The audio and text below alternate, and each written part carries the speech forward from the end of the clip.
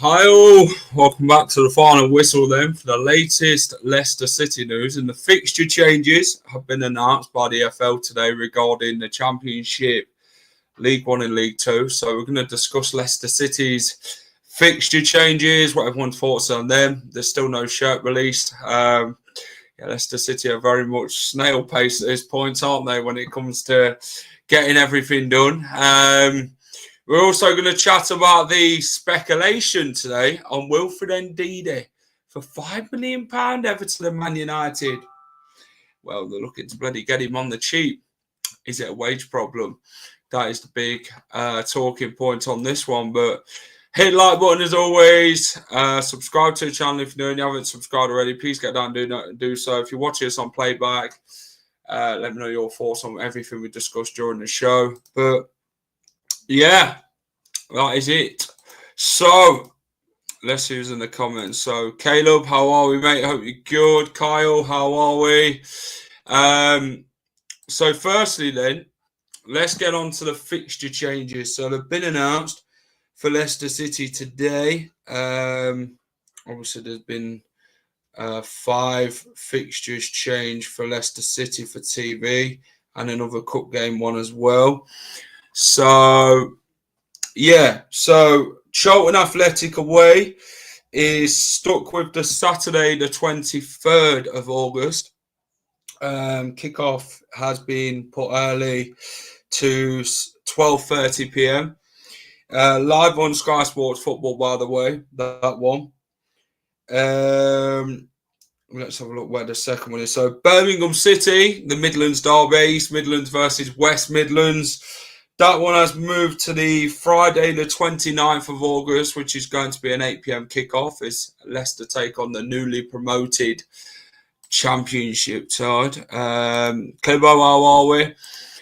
Indeed, or Aiden Atney, Man United want one of them. Jesus Christ. Do you think I will see you tomorrow on YouTube? The game's being streamed on YouTube. Yeah, you'll see me. At some point, I will try and get a few little bits at the training ground as well for everyone, so you can see what I'm up to tomorrow, and might get a little interview with Andy King. What do you reckon? Should we go and try and get some interview with the players, see what their thoughts are ahead of the season. But yeah, Birmingham was the second one. Oxford United versus Leicester City at the Kazam Stadium.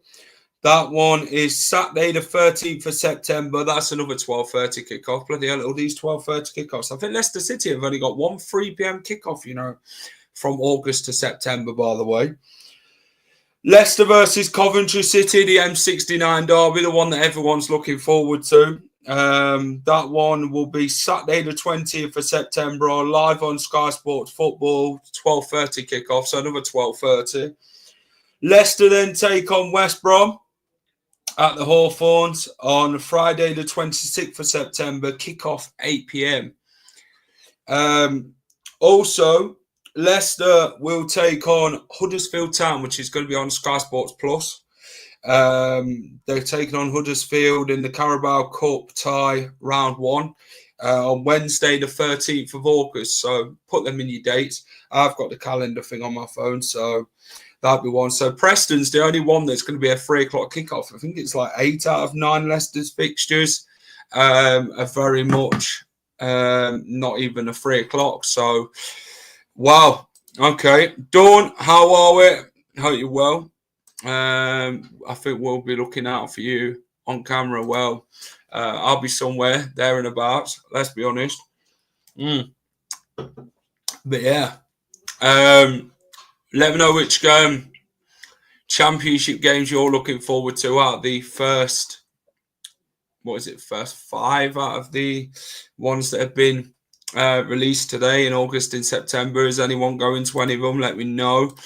But yeah, at least we will be getting some TV money for them fixtures. Yeah, TV money to go and get Van Nistelrooy's compensation back or something, you know. But apparently today, what I was reading was in the Daily Record, Rangers are interested in Jamie Vardy, and what I've read online, they are still interested in Conor Cody, is what the Record has said in Scotland today. So that'd be an interesting move, wouldn't it? Jamie Vardy on a free, Conor Cody for, I think we can get a couple of million for him.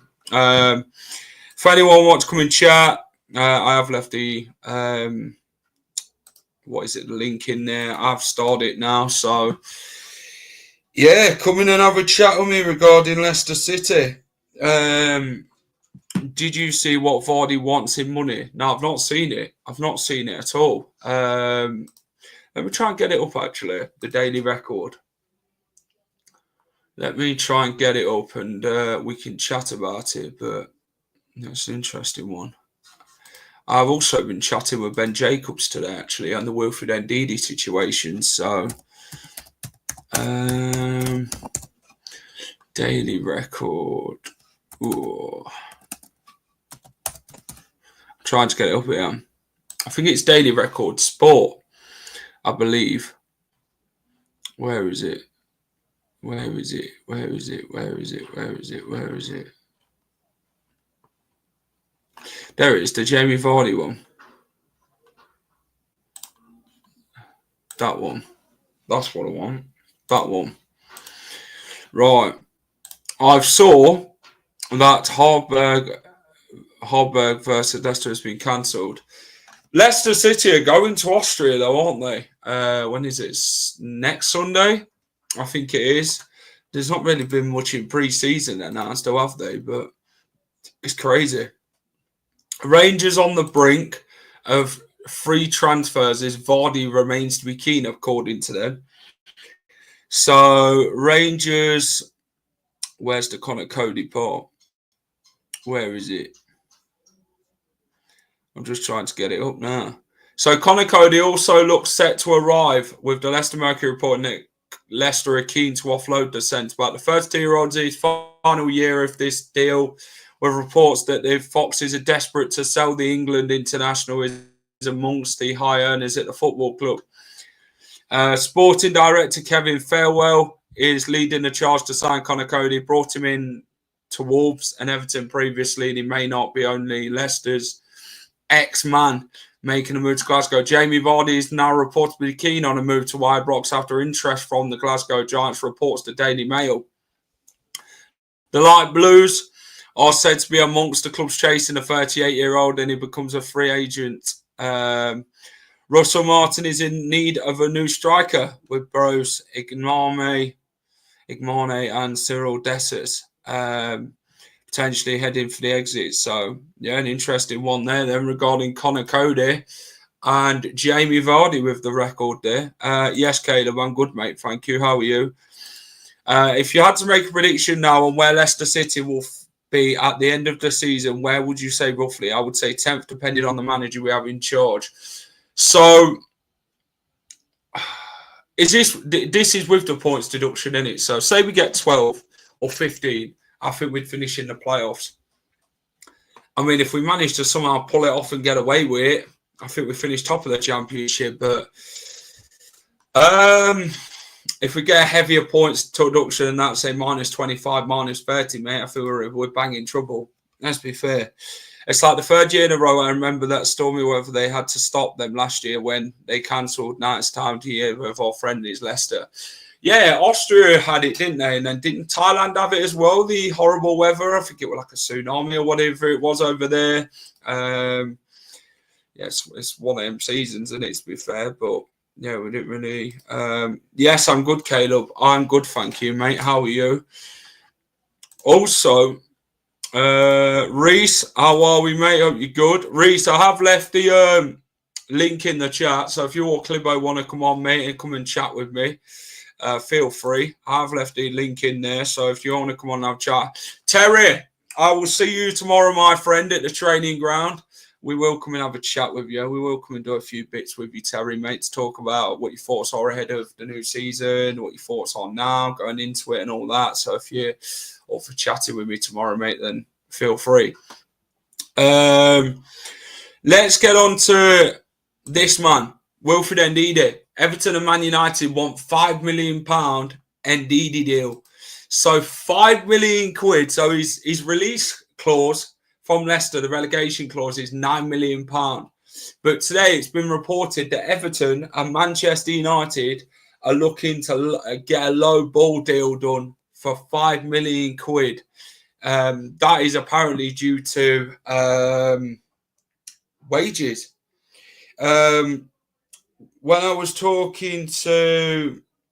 Oh, hold on. Right, there's news. There's some news. No, it's not manager news.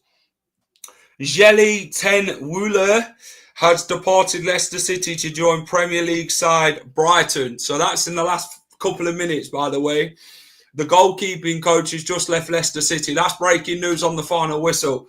The Dutchman joined the club in November alongside Ruud van Nistelrooy. So the goalkeeping coach at Leicester City has departed the football club this evening to join Brighton and Hove Albion. I know Brighton were interested, but there's the exclusive. Jelly has left the football club, goalkeeping coach. But yeah, moving on. So I had to check everything with Ben Jacobs, by the way, about the report that I forget what Give Me Sports or whoever reported it about Wilfred Ndidi. So United and Everton have explored a deal, but no indication if it will advance. Real Betis, Juventus and Saudi clubs are very much interested in Wilfred Ndidi. The point was just all clubs feel £5 million is a fair valuation rather than £9 million clause, as conscious his wages are high. But that's definitely spun what was said incorrectly. So I had to check everything with Ben Jacobs. Ben Jacobs is a Leicester fan. He does do some good reporting and journalism on the football side of things when it does come to Leicester and that. But yeah, I just had to check a few things with that. I mean, £5 million. I mean, Jesus Christ. I mean, that's low balling at our finest. And if Leicester City go and accept £5 million, that's a problem in itself. To say you've set a £9 million release clause fee. Come on, Uncle Clibbo. Let's get in here. Pre-match meals tomorrow. No, they won't be done. I will get Reece in when he's ready to join me. I believe the uncle of the group will be joining me as well, Mr. Clibbo. I tell you what, let's get them both. Uncle, Reece, nephew and uncle, how are we? All right, mate, how are you? Tell you what, to say there's not a lot happening, you lot look very happy with yourselves. You got anything you want to share, Clibbo, or? I've just moved out, so I've finished lifting boxes and making my hernia worse. So that's what I'm happy about. Clibbo, how have you been? Yeah, stressed out my box, mate. But I want to talk about Leicester and not have those house moving nightmares. So yeah, you know, I'm quietly optimistic that the right things will happen for the right reasons. And just on Ndidi, 5 million, I'd say sell him, wages, 5 million in the bank, done. And I think he's done a great job for Leicester over the course of his time here. He doesn't owe us anything. And I think if he parted, no matter where he went, everyone would have to be happy with it. Reece, Wilf, Man United, Everton, today, believed to be from Ben Jacobs, is saying that £5 million is what they would consider trying to get a deal done with Leicester City regarding 5 mil. Real Betis are interested, Juventus and Saudi Arabian clubs are interested as well in Wilf. £9 million is the clause in his contract to say if any club wants to sign him, it's 9 million, but they're trying their best to sort of get him for £4 million cheaper. They are very much conscious on the wages side of things, but you look at transfers, it's all right paying the millions of pounds, what you're paying these transfers, but the wages is always the stumbling block. But what's your thoughts on that one regarding Man United and Everton with a £5 million deal potentially for Wilfred Ndidi? Yeah, I'd take it personally, mate. I don't understand all these fans going, "Oh, what, we're taking 5 million for him." We're not in a privileged position to be asking for a lot of money for these players because the championship players, their stock's in the bin as it is at the minute. So no, I'd take the 5 million for him. He's to the mafia. Who's the leader? No, but like I said, we're not in a privileged position to ask a lot of money. I think just get what you can for these players, get them off the wage bill, and just restart again. We're not going to make money on any of these players. I'd be more than happy with 5 million. I just want these wages off the wage bill. Is my main concern. Clibbo, Mr. Fox said £5 million a slap in the face, but that is what happens when you get relegated whilst in a poor financial I couldn't agree position. more, Mr. Fox. I couldn't agree more. It is a slap in the face, but if you think about what Ndidi will offer us next season, I suppose it will be, much more of the same, but let's change things. Let's not rely on Ndidi anymore. Let's change things. We've got players that can come in, maybe adjust the system a little bit, but still be as effective, and let Ndidi go and have his little twilight because he deserves it. He's been loyal.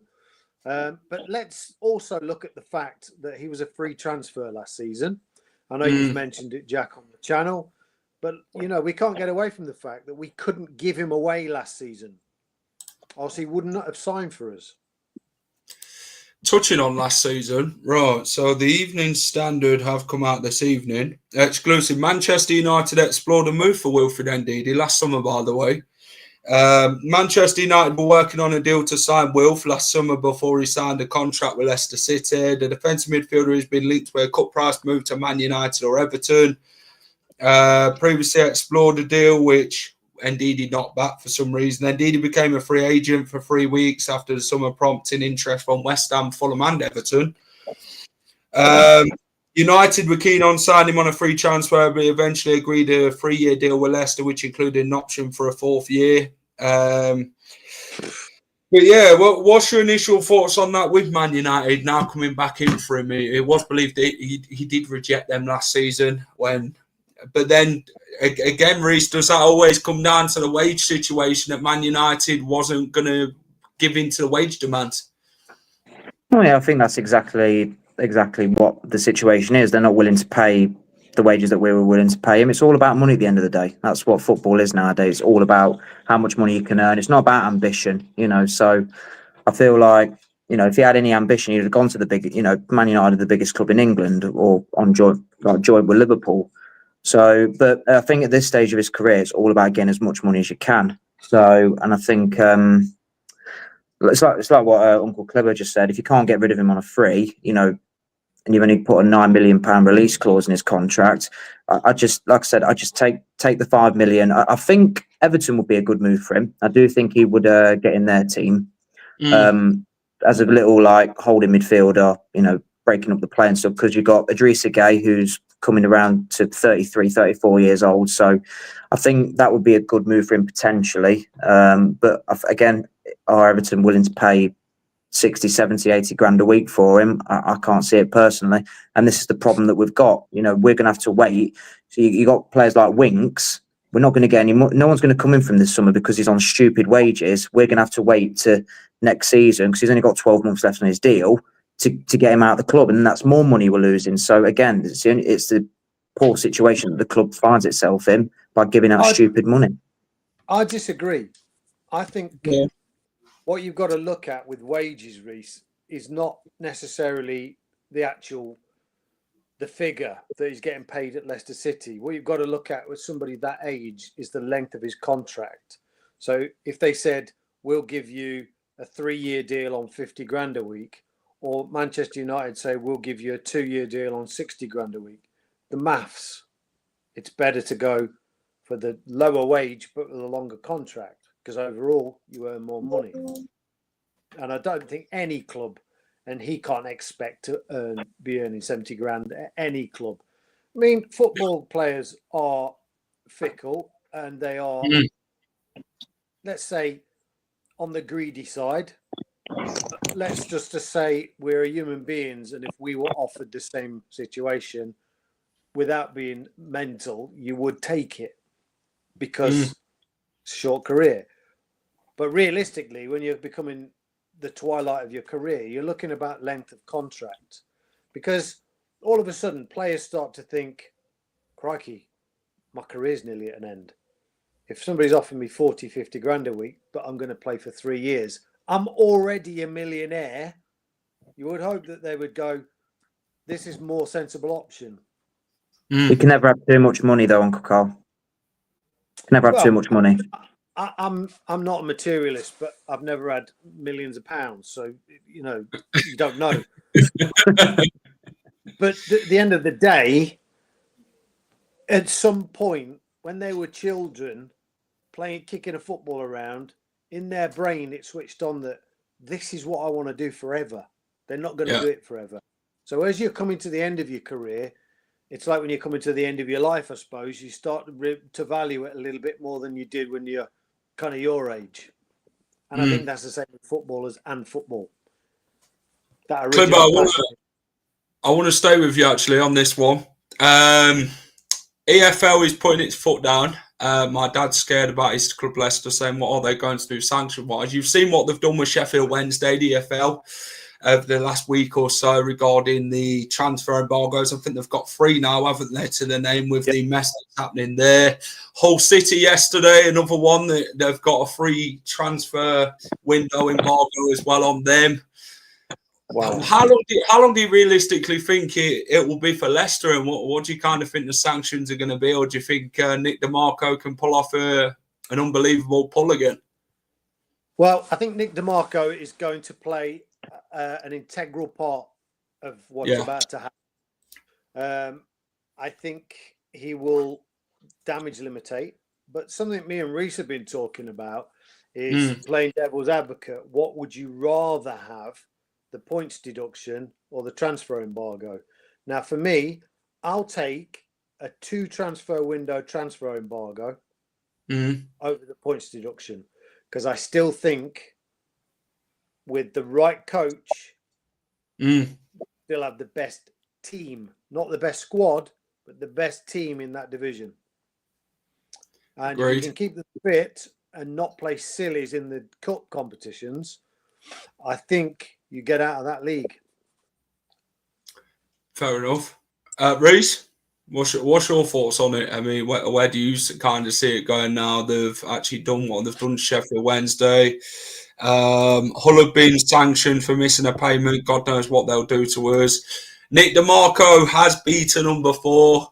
Will he do it again? I mean, it'd be an unbelievable pull if he does manage to pull it over the wool over their eyes once again, but they're going to want to slap us silly this time round for sure, the EFL and the Premier League and that. So how do you sort of see it panning out? Is it the fact that you would take the points deduction, or are you sort of in the mind of a transfer embargo, looking at Leicester's squad? If they did manage to keep hold of the majority of the squad, would it be very good to compete and get to the top of the Championship again? Well, I think without minus points, I think we win the league. I think it's as simple as that. I think we've got a better squad than Ipswich. I think we've got a better squad than Southampton. But no, I agree with Uncle Clibber. I'd much rather take a transfer embargo. If you can keep the core players like El Khanous, Abdul, Mavadidi, and, them 3 alone will just rip up this division. It's got goals, it's got assists, it's got, flair, skill, it's got the lot. But the thing that's interesting for me is we're getting... So with the 22-23 sanctions, we found the loophole in the rules. Now, those rules didn't get changed until this season. So, and we're going to get done for last season. Were they not the same rules though? So how can they do it? It's just a bit confusing to me with how the rules, like, have they changed? Have they not? When we were in that division last time, or it don't make sense to me. Well, they've closed the loophole, haven't they? The Premier League and the EFL Yeah, have but they now. did that this season. They did that this season, and we're getting charged for 23-24 when they didn't close the loophole. Or was that? I don't know. We're in You the see, championship, wasn't we? So the EFL are like, well, okay, then we were in our league that season. You can't go and argue it. But they've now come to partner together, haven't they? They're now stopping teams from doing this whole Leicester debacle of, yeah, we'll find a loophole. You can't touch us. We were in that league last year, or we were in the other league. So, Clivo, what's your thoughts on what Reece has just said?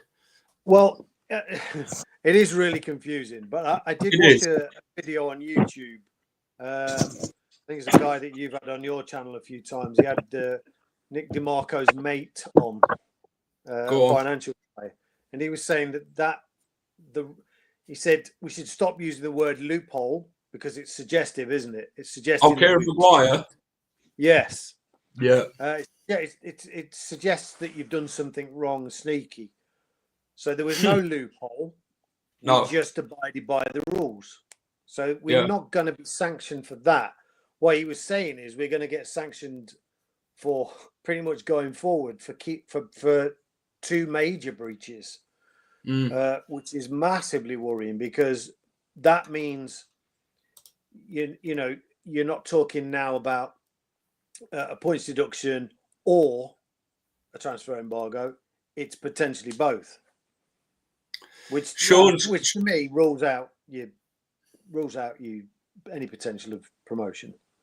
Sean's made an interesting comment. Well, I think then you have to force players out for stupid money.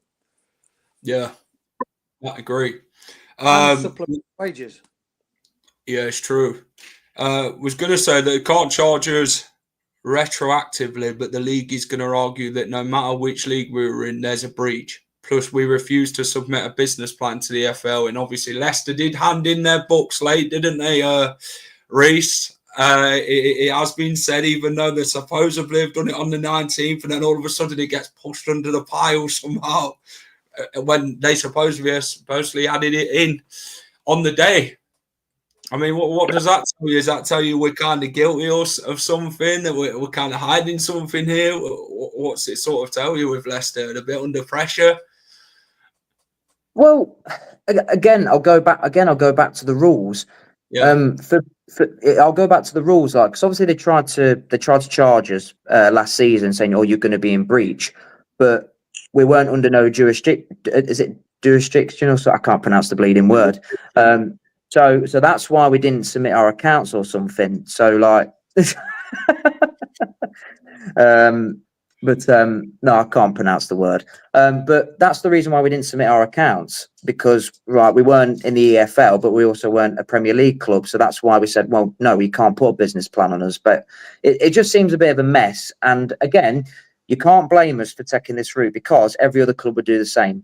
Because, like, you've got people like Simon Jones saying, "Oh, it's an absolute disgrace," from Leicester City. But Danny Murphy said, "Well, you do the same thing. You would do the same." Well, yeah. Well, that just completely wipes out what you're saying. Then every club in the world would do the same thing what we've done, just to avoid a points deduction to get out of that league. It's just as simple as that. Reece, you touch on that actually, right? Scum Army. He's just said you just don't want a bit of business module because they just overlook everything. So they can look at your books and that when they feel like they need to. Teams can't go and hide anything, and this is probably why Leicester City did refuse for the EFL to come to a business module with them, because they didn't want them looking at certain aspects of it, Clivo. Yes, but they would have been advised by the man himself to do that. Yeah. Now, he would have known the consequences of that. Now, whether he's just been able to be very clever and negotiate, or whether he's just been very clever and pushing things to our detriment in a way down the road, kicking it down the road until we hope it goes away, because maybe the club said, just get us a quick fix. Yeah. I mean, he's under attention.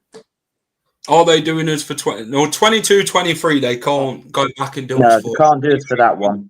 No. It's onwards from 23, 24 when we were under the championship name of the championship club. 24, 25 were in the Premier League last season. We don't even know what we've lost or what's happened. I know the Premier League didn't charge any clubs, did they, during the season? Clibbo, I want to touch on one thing on you. Connor Cody is the man who hasn't even left Leicester City yet. He's still on the treadmills and that. He has come to pre-season now. It supposedly advanced to Rangers, but when do you sort of see all these things sort of get into motion now? Because Danny Rohl's name has been coming up quite a bit, hasn't it, over the past weeks? It's through Van Nistelrooy's left. So how do you sort of see it now in the next few days or so? Well, most probably after the weekend. Well, the thing is with Connor Cody, I've never really bought into the fact that Rangers would pay more than 2 million and pay at least half of his wages, because I know they don't pay that kind of wage. They can't, because they're playing Tim Pot, except Celtic and Rangers. That they're the only teams in that league, so they can't pay those wages. So I'm really skeptical, and the fact that he's joining in with training and stuff. If you were buying him, you'd want to say, look, hold back on the training. So I'm really skeptical about that, and I wouldn't be surprised if he's in our lineup at the start of the season. However, in terms of, I literally cannot believe that a professional club of the size of Leicester City are not just doing everything that a normal club does, but stealthily at the moment, under wraps. Because let's face it, anything we hear is journalists just grasping at straws. They're just grasping at straws. Just because they're not hearing anything, they're making stuff up. I mean, some of the stories I've heard recently are just utter nonsense. And I know they're nonsense because my source has kind of let me know that they're nonsense. Fuck me, Reece knows who I think you need to reconsider your options. Reece knows who my source is, and it's unbelievable, isn't it, Reece? Yeah, it's great. I can't fault it. I'll tell you what, though, you weren't wrong with Russell Martin. No, I know. And you weren't wrong. All this nonsense about we agreed for him to come, but then we backed out the deal. It's a load of nonsense. Absolute load of nonsense. Pull your head in, mate. Loxy, pull your head in. He said that on his channel. We didn't even bloody talk to him. Is the main aspect. There wasn't even interested from the off. It's just agent work, innit? They like to pull leverage on things to get him to other clubs, and they put certain names. This is what I'm saying. Stuff is going on that we don't know about, and because the press can't get hold of it, because Leicester have been super secretive, they're making stuff up. But I still can't believe a club the size of Leicester have not putting things in place. I already think they spoke to Danny Rohl. I already think that there's a contract offer on the table that's agreed verbally. They're just wanting to get it done for free, so they're not getting sanctioned. I personally think, and I think you'll agree, Reece, that's a very astute business decision. Yeah, you're getting let's announce it, but things are going on under our noses that we can't announce it yet, because obviously, like, it's not officially gone through that he's left Sheffield Wednesday, and they've not agreed a package yet, and it's not officially confirmed, so we can't make an announcement yet. But I'm telling you now, we've heard nothing from the source, but I put it to Uncle Clibbo. If it was going to be somebody like Sean Dyche, Chris Wilder, that have been in by now, it would have happened by now. They're free agents. Through the door right now as we speak. Yeah, they're free agents, and they've had no effect on PSR at all. So I think it's a shrewd bit of business to get a high-profile coach that's got a good stock and plays good attacking football and has got high ambitions on a free. I think that's great business, and it doesn't affect your accounts or PSR or anything. This is what Leicester are doing at the minute. They're very private. If, like you say, Sean Dyche would have been through the door right now. If Van Nistelrooy would have been gone and Sean Dyche would have been straight in, no messing about, because they'd have sorted that part out. Michael Carrick, again, another one who was out of a job, still is, would have been through the door. But Danny Rohl there's been quite a lot of talk about him, haven't they, Clibbo? Severity package that Leicester City, they've held talks with Sheffield Wednesday. Is has been reported for a compensation package for Danny Rohl. This severity package, though, the money probably would come from Leicester with a compensation to give money to Sheffield Wednesday, give money to Danny Rohl. Well, Sheffield Wednesday paid Danny Rohl, wouldn't they? We won't, but then we've got to conclude it in the way of the coaches as well. Chris Powell is in the coaching staff, isn't he? So I watched a stream last night with the Sheffield guy, and said that he would not be coming with Danny Rohl because they don't like each other. Oh, There's an exclusive for you, Reece. Reece looks shocked. He expecting Chris Powell through the door. They don't get on. Wow. So who said that? Who said that though, Uncle Clibber? The Sheffield Wednesday fan. Yeah, the Sheffield guy that's on. Was that on Leicester to Like That with Chris yesterday? It was, yeah. Yeah. So is King likely to be manager until Rohl arrives? Yeah, King will take training and that. He's been talking to the media today about how things have gone. He said they're looking to do 2 teams tomorrow against Peterborough. The squad looks good. They've worked hard this week, which is. I'm really liking what I'm seeing. I think it's all setting up for Danny Rohl. Intensity is the word of the week. That's how Danny Rohl plays a system, and I generally think. They're giving us the inkling, aren't they, of intensity? And Danny Rohl brings intensity to what he brought at Sheffield Wednesday. Intensity, attacking football, work hard. They're giving us little things in between, but they're not physically saying, yeah, well, we are going to appoint Danny Rohl, because if they said that now, that'd be it. Sheffield Wednesday would be like, well, we'll do you then, Leicester. Okay, then you've gone against the proposal deal, what we'd agreed on. It's all happened. It's exactly what's happened behind the scenes. Exactly the same thing. I think that's where the things are leading to, Danny Rohl. The things with Rude, the same thing. That that agreement had been agreed pretty much straight away, as soon as we got relegated. And they'd have been working on that package. I said Rude Hullet, Rude Van Nistelrooy, sorry. Yeah, they'd have been working on that package.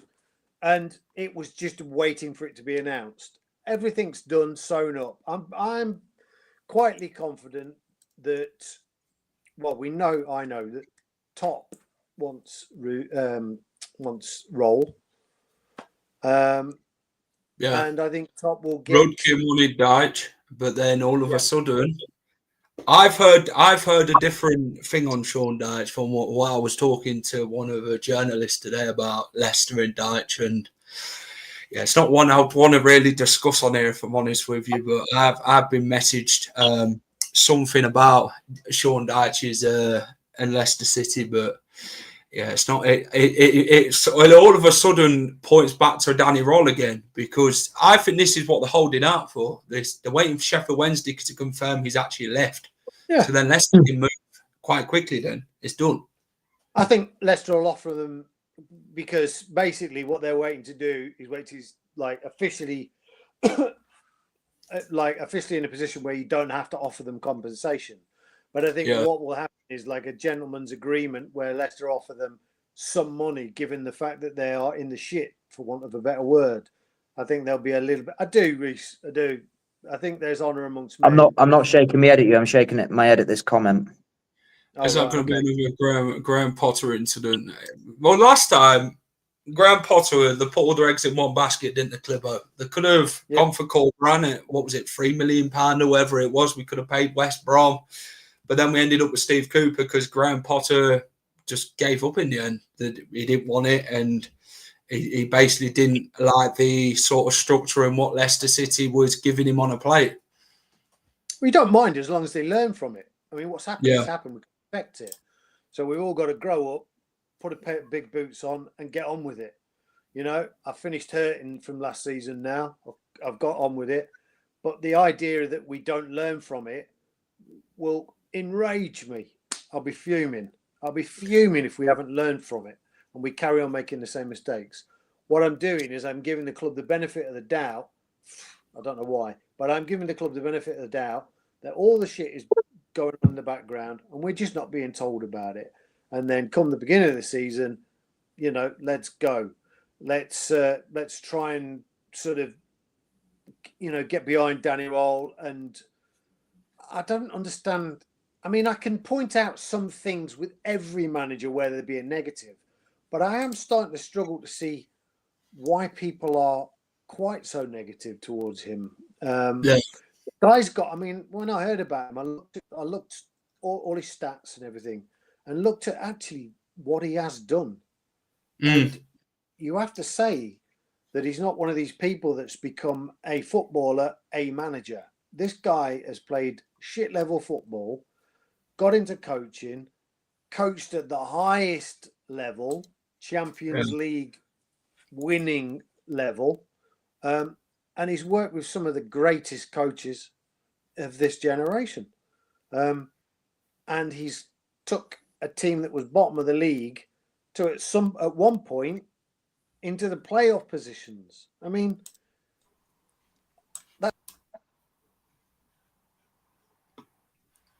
Clibbo, what's happened? Oh, can't hear you, Uncle Clibbo. Can't hear you, Sean. Sorry. Man's talking to himself.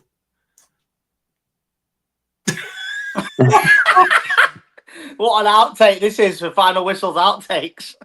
Unbelievable. Clibbo, you're going to have to come back out and come back in, mate. Try that. Right, go on then. Right, where are we?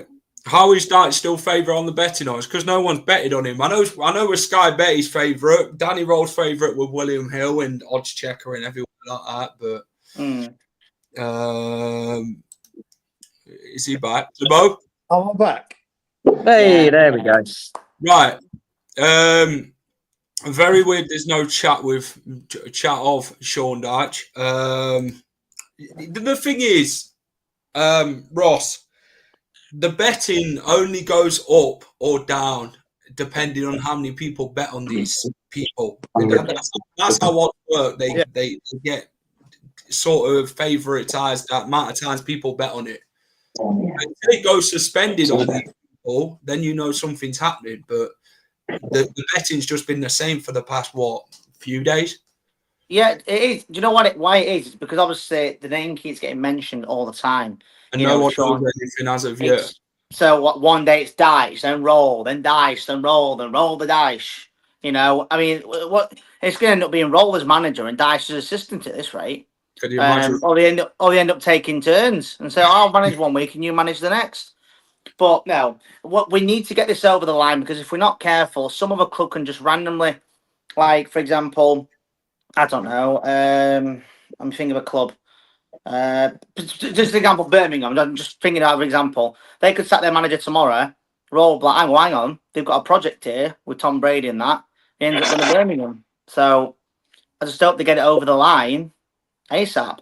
And I would say one thing about obviously all this with Sheffield Wednesday is just the compensation that we do give. Hope it does go towards paying the staff in the background.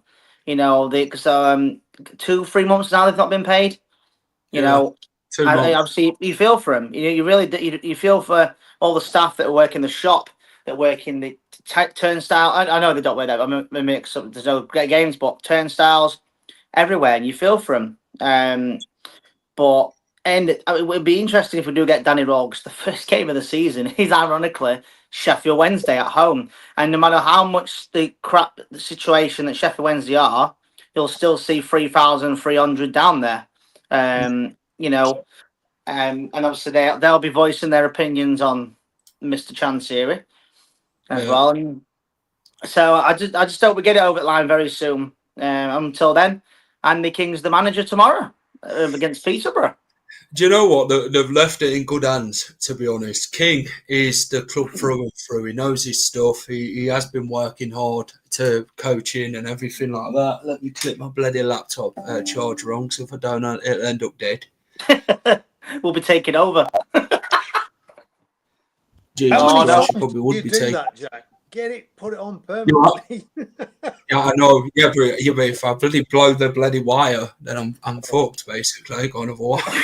Sit on Yeah. That'd be a great show to watch. Reece, Dyche has a good record. Rohl has not. I mean, two different scenarios in it. Sean Dyche has worked at Burnley, got promotion under his belt, got Burnley to European football, brings stability.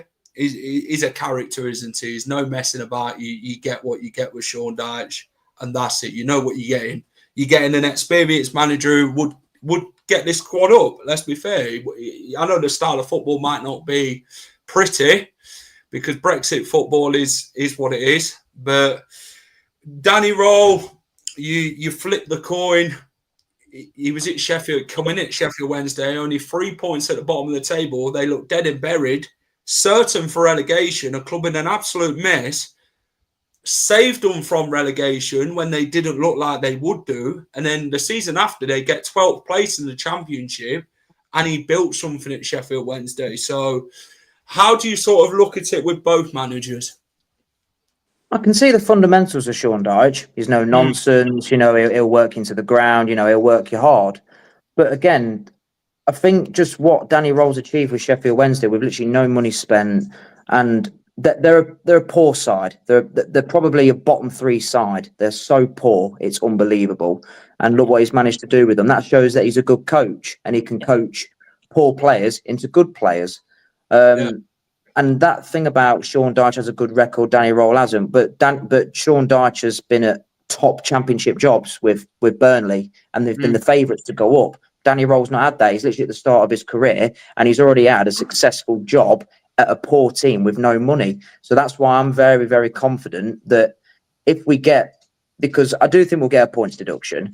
I think if we get in the playoffs, I do think with Danny Rohl, we would get promoted because I've got that much faith in him. I've seen and I don't want, look, I'm one of these fans. I like to see good football. I pay my money to go down and watch the football and see my team trying their hardest to score a goal. I don't want to watch part of the bus football. I want to see my players running hard, getting stuck in, high pressing, with a bit of flair, and trying to score as many goals as you can to win the game.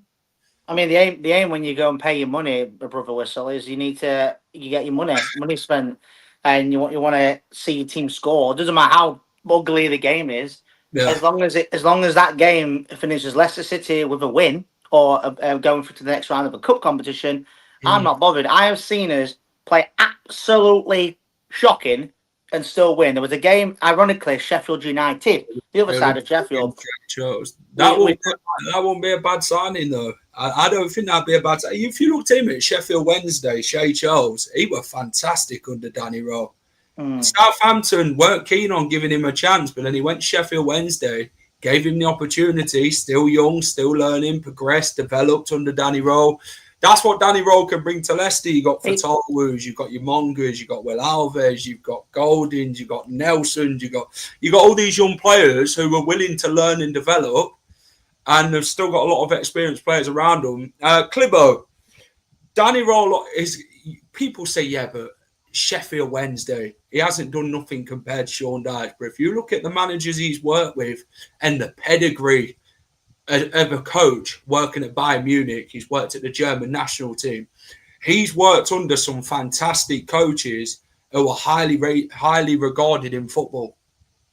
Well, I mean, this is the thing, right? In all essence, it's his first job. Yeah. But at some point, Pep had a first job. I mean, you have to have. You got to start somewhere. You've got to. In order to have a great manager, he has to have a great chance. And as shit as Leicester have been, and as crap as the structure of the club has been over the last couple of years, it's still a great club, and it's still got my heart. As much as I sometimes just want to kick it down the road and go, I want my sat dish free. I don't want to have to think about them or watch them. I can't help it. No, you because can't. It's a great club. And so why not? Why not? But you're absolutely right. Something I will disagree with Reece, and we have had this kind of private argument, but I want to say it on here. Go on. Sean Dyche. Yeah. As you know, I've said to you before, I cannot stand to look at the man. He makes me want to throw up. I can't listen to him. I hate the bloke.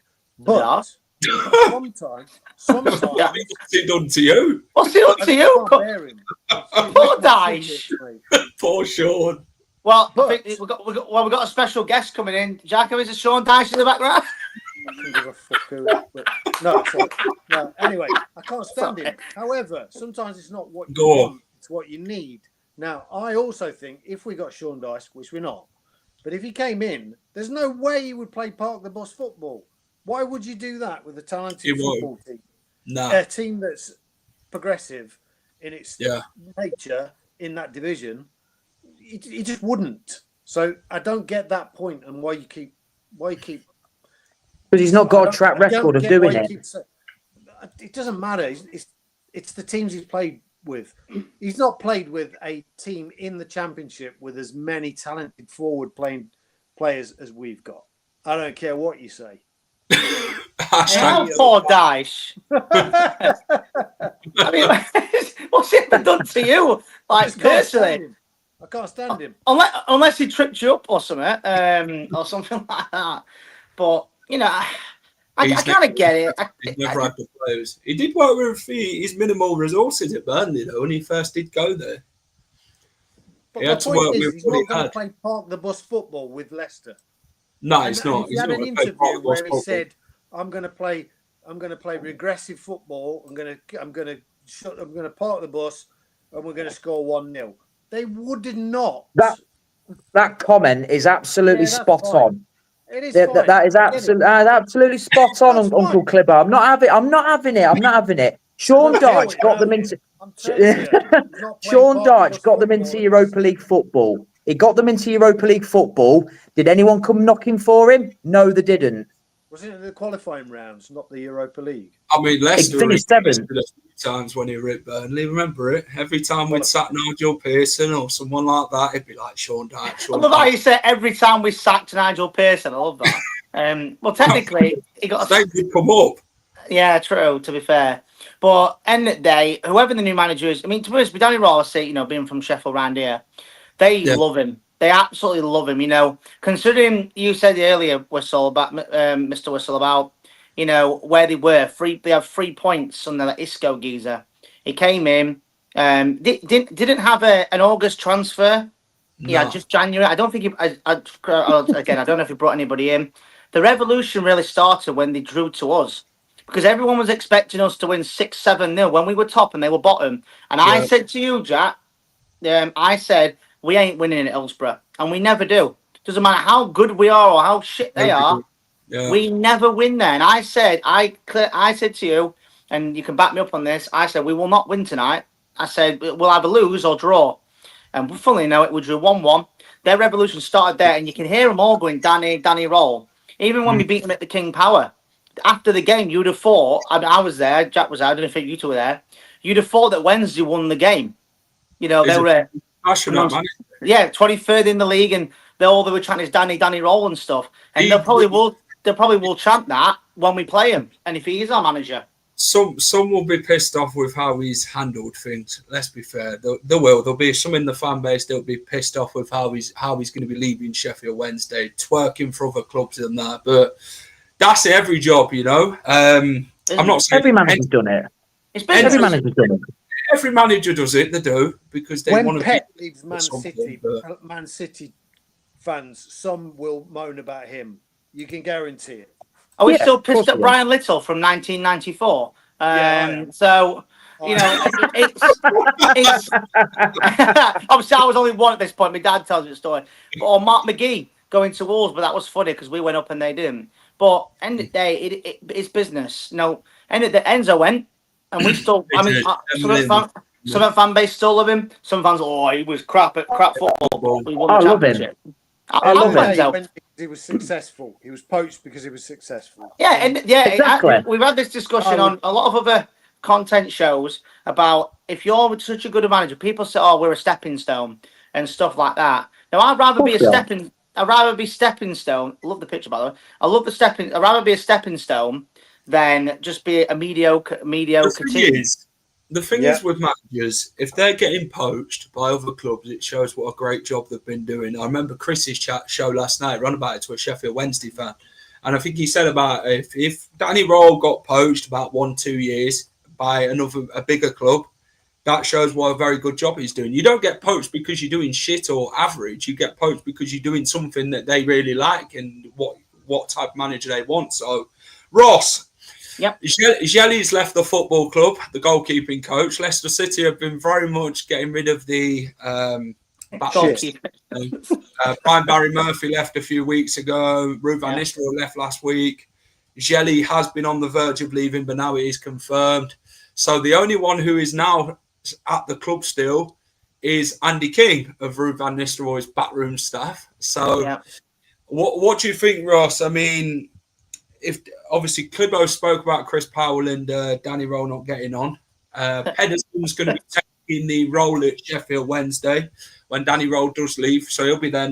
He's their number one choice. But what do you reckon, Ross, regarding coaching staff? I mean, Andy King's surely got to be a part of that because he knows the club like the back of his hand, and it'd help Danny Rohl fit in.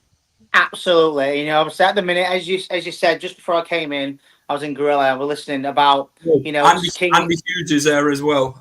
Is he the piece coach armchair? Andy Hughes. Andy Hughes. Was he the one we got? Was he the one we got from Norwich City? I think so. Yeah, if I'm not mistaken. Yeah. Was he in charge when we lost? Was he in charge when we lost 4-1 to Brentford? No, that was Steve Cooper. That was Steve Cooper's bit. Yes, Sorry, right. Okay. Dawson, whatever it's called, Paul, Pete, whatever it's called. Not that we've really scored any set pieces or even score them, to be honest. But you know, and Andy King has been there since I've known him. You know, he gone from League One, the only man in history to win the top 3 divisions with the same club. You know, Andy King. You know, I love that man so much. He did leave to learn under Nigel Pearson as he left to play for Bristol City. Did learn under Nigel Pearson when Pearson were at Bristol City. He not just that. Bristol City is his home club. From what I've known, he ended his career at Bristol. Also, I would love to have seen him end his career at Leicester. Don't get me wrong. That one as well. Rest in peace, Diogo Jota and his brother Andre, who sadly passed away yesterday. Just quickly switching gears a second on that. I mean, I was watching a clip earlier regarding Jota. It actually did make me tear a little bit as well. But he always scored against us. He always scored against us. I hated him. Absolutely hated him. I did. He was a great player, though. With the Carabao Cup, and he gave us the shit and told us to fuck off. I was fuming. Yeah. Come on, the thing is though, Vardy would have done the same thing to Liverpool and stuff like that. Yeah, exactly. It would have happened the other way, wouldn't it? If Vardy did it to the Liverpool fans. To be honest, though, with him, he didn't do it just for Liverpool, though. He did it for Wolves too in that classic 4-3 match. That was it. I mean, I know we're on the losing side of things. But that was it. That was a really great match for a neutral in general. Oh, don't get Stow back. Do you know what? Let's get the kit. You'll know, Clivo. Can you remember the kit man? He's been there since I was a baby. Mr. McAndrew. Oh, honest, every time whenever I used to watch Match of the Day highlights, you just see him walking. Well, you only just see him because he's got a little head, because he's really small. Yeah, I know you. I can't do it on this one because he'll kick me off. So I've got rules on here. But no, on a serious note, though, obviously, thoughts go out to Jota and his brother and his family, and so. But obviously, you have memories. I know he never played for Leicester, but he did always score against us, whether it was Wolves. Good player. It was absolute quality player. He was, and do you know what? Obviously, I know Salah and Mane was there, but when he stepped up, he always I was talking to a Liverpool fan earlier. Actually, he was saying that he always gave at least a 7, 8 out of 10. He never dropped below that. And really small as well. So, big game player. Just quickly on that before we go back to what we were discussing. But and then also go back to the role and stuff in the coaching staff. Andy King's got to stay there. He's got to keep in. And the goalkeeper situation, it's the first time I've been on the show with Jack on this. Thank fuck Ward has gone. Just thank goodness for that. I'm with you. I mean, to play second fiddle at bloody Wrexham, mate, to say the ambition was to be number 1 one day. What gets me, right? I've said this before. They actually up their wages then, Wrexham, because they were on 40 grand at Leicester City. Yeah, but Wrexham pay over the odds for anybody. Wonder how much is actually on there, by the way. I'm not saying they'd pay 40 grand, but... 25 grand. It goes to show you, Reese. It goes to show you, Clibo. It goes to show that he has absolutely no ambition as a professional footballer. Because if you think about it, like in your job, Soren, you never want to play second fiddle. You never want to be the number 2 on someone's shoe. Exactly. You want to be for a lay down in number 1. And the thing is, now he's going to Wrexham, going to be the number 2 again. He's used to being, sloppy seconds anyway. But he goes to show that he is no ambition to be a number 1. And he only got given that because Kasper Schmeichel left on my birthday. Still annoyed at that. And Brendan Rodgers said to him, "Oh, you're number 1 now." Without even literally... Birthdays to bloody Dutch getting hated by Clivo. Do you know what? Do you know what's worse though, Jack? I was at Twycross Zoo when that got announced and I was fuming. I wanted to just throw a stone at a monkey because I was that annoyed. Without having violence on here. No, I was annoyed, but no. That Brighton game really summed it up. That away game. Me and you were there, Jack. We were absolutely shattered from Clash of the Castle. When you've had about 2 hours sleep and get picked up at 6 in the morning to go down to Brighton, and Danny Ward has that horrendous game. Thank God he's gone. Well, we're moving in. Well, Ross has had the last word on that one. Talking about back to Leicester then. Let's talk about one man today. Retirement. Ex-Fox announced his retirement. Vicente Iborra has retired. Did play for Leicester 37 times, scored 4 goals. Scored against Fleetwood, West Brom, Brighton and Stoke City in his time at Leicester. Clibo, what's your thoughts on Vicente Iborra? Well, I've got to be honest with you. The first time I saw him play live, I just thought to myself, well, hang on a minute. I need to... He's got a phone call. Put your phone on silent. Answer it. I'm telling you, Sean Dyche's on the blower. Yeah, sorry. Right. What I will say is... No. What I will say is, and I'm going to mention my sister, which is Reese's mum.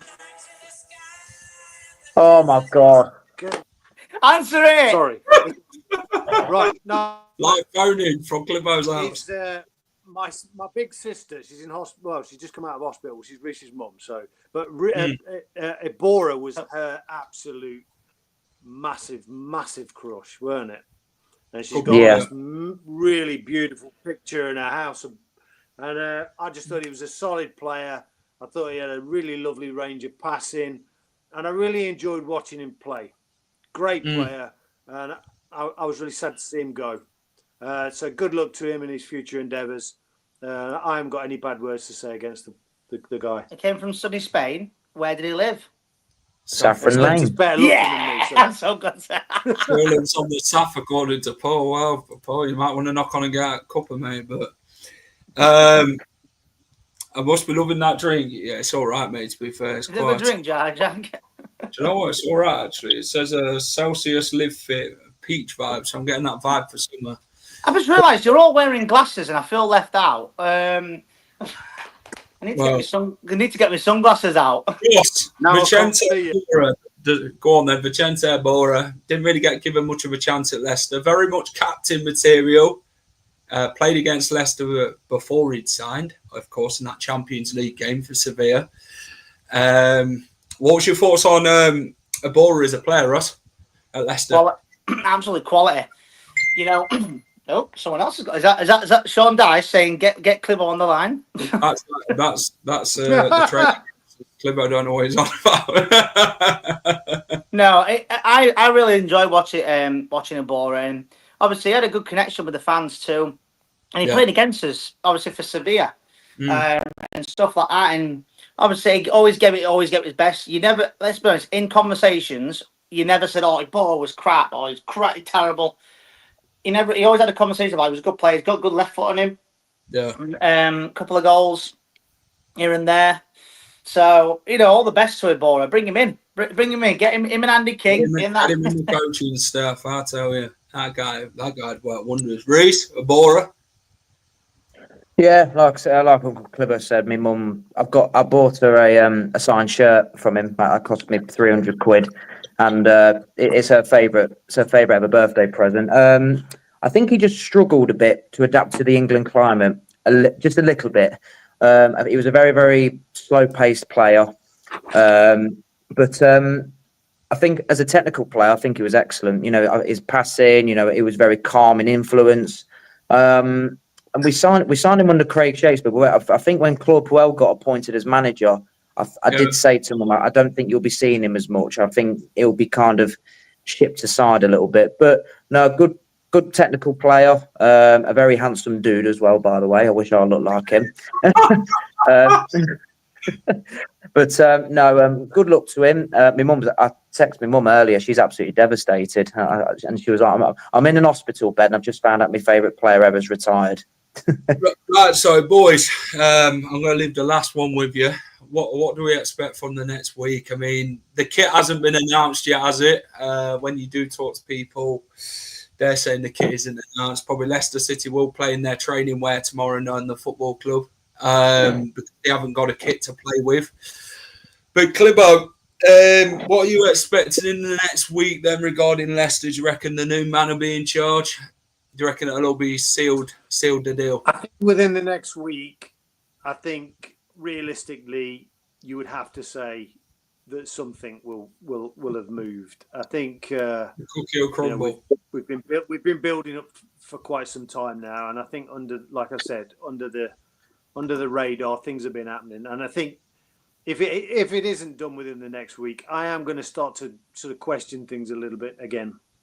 So, yeah, I would expect Rohl to be in place. And I would also expect him to have evaluated our squad, probably from afar already, with his little his little right-hand man, Andy King, giving him the verbals. More positive after this show than I was before. Do you know what? Sometimes you got to have a laugh. Sometimes you've gone from Clibbo hating bloody short nights to bloody Ross banging on about other things. But yeah, Reese, what do you reckon in the next week? I mean, how big is July for Leicester City, by the way? Because the season starts 5 weeks from 5 weeks' time. The Championship season starts. Leicester's obviously starts in about 5 weeks and 2 days. What are you expecting from Leicester this month, realistically? We're 4 days in. Nothing's been done. We're managerless. We don't know what kit we're going to be getting or what we are going to be wearing. Probably wear a tutu tomorrow running around the training ground in to play Peterborough. But what are you expecting from Leicester this month? How big of a month is it for the Foxes? Well, not just the month, this week coming up. I think after the Peterborough game, I think you're going to be seeing some movement from the club in terms of the manager and a kit. Hopefully, you know what the club are like. They'll announce the kit tomorrow morning or something. It's just what the club. Yeah. I can see it happening. But in terms of the manager situation, I do think you'll see some movement on it soon. I do believe, I firmly believe this. I do think Rohl will be speaking to the likes of Andy King and saying, "Oh, I like this player, blah blah blah," and all of that, talking tactics. And that's why, like I said earlier, I do think there is something with what Kingy said in the training sessions, intensity, pushing. Not just because it's pre-season, you want to get your fitness up, but I do think in terms of the football technical side of things, I do see a different side of intensity in the training. So I do think that hopefully we'll get some news soon. I do think it'll be Danny Rohl as the next manager. Hopefully onwards and upwards, because like I say, it's a massive month. We need to get some players shipped out, the likes of Samare and Ndidi, Christensen, Wout Fass, Connor Cody, all these sort of players need to go. And then I do like what I've seen though in terms of there's a lot of youngsters training with us. There's a lot of youngsters there, which I'm liking the look of. The likes of Aluko, Monga, and even some youngsters I've never seen before. Wanya, Marcel, he's in there as well, who I like the look of when we played in the Championship last time. So yeah, big week, big two or 3 weeks coming up. Hopefully we can get some positive news for a change. Boys, thanks for coming on. Do appreciate it. Uncle Clibbo, good to see you as always. We'll catch up probably next week on another show when we do get probably more on a manager and players and whatever it is discuss. But no, thanks for coming on, Clibo. Look forward to it. Appreciate it. Same. Take care. Go and enjoy the Peterborough pre-season game tomorrow, mate. Go and cheer them on. They're going to need it. They're going to need a bit of a push tomorrow to bloody get through the fitness levels of pre-season. So, yeah, thanks for coming on, Reece. Cheers, mate. Thank you. Cheers, mate. That is it from me. Take care. Hit the like button if you enjoyed this stream. Subscribe to the channel if you know and you haven't subscribed already. Please get down and do so. Peterborough at the training ground tomorrow. I'll be there. I'll try and get a few bits done, a few videos. And yeah, hopefully Leicester City can go and get the bloody shit sorted going forward now, because we're 5 weeks from the championship season starting. Hopefully we can sort some stuff out. But yeah, happy retirement with Bora. The fixtures have been announced today as well regarding television-wise. And Leicester City still haven't got a kit, so hopefully we'll see Leicester City in some sort of kit for the bloody season, to be honest. We've got 3 kits to get out, haven't we, before the season. Hopefully we can bloody sort it out. But who knows? Like Reece says, they might actually go and do it tomorrow. Who knows? But if not, then we'll probably be playing in the training wear. But thanks for watching. Take care. Hit the subscribe button as always. And I'll catch you in the next one. Keep it the final whistle.